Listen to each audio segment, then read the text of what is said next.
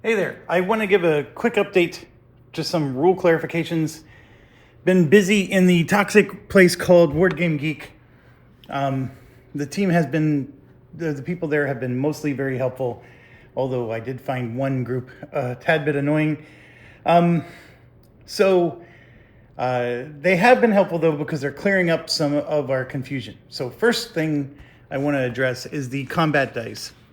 They are a skill just like any other, and you can for sure spend experience points to get more combat dice.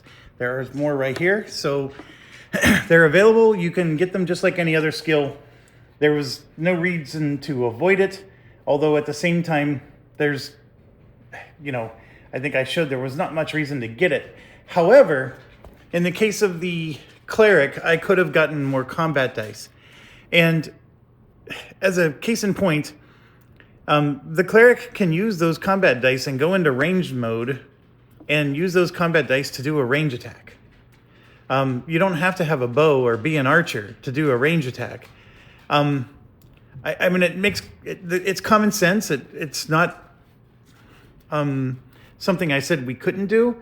It's just through the playthrough, I never actually did it. So, but that is an option. Like he could have taken some combat dice and maybe had 3 or 4 of them. And so if he needed to do an actual attack, he could.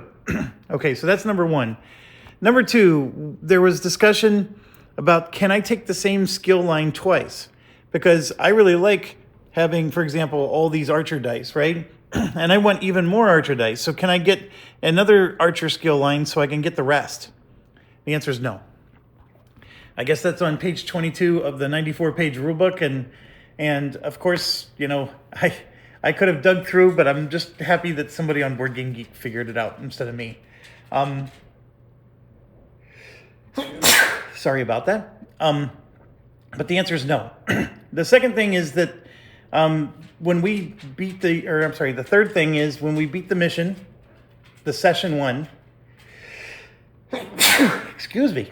When we beat session 1, there was this a region. It was called Isevere or whatever. And I said, boy, I thought I had everything in the game. I do have everything in the game. The rulebook mentions 3 regions that don't currently exist with the game, and they already have a planned expansion Kickstarter coming this fall, I guess. At least that's what the last update I read was. So the rulebook does mention regions that are not currently included in the game. Okay, so there's that. And then, let's see, we talked about the combat dice. You can't have the same skill line. Oh, the biggest update of all. These stack. So this reduces the armor by 1. This reduces the armor by 1 again.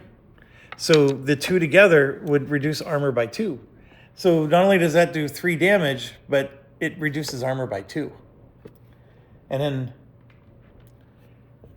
that would do 5 damage and reduce the armor by 3.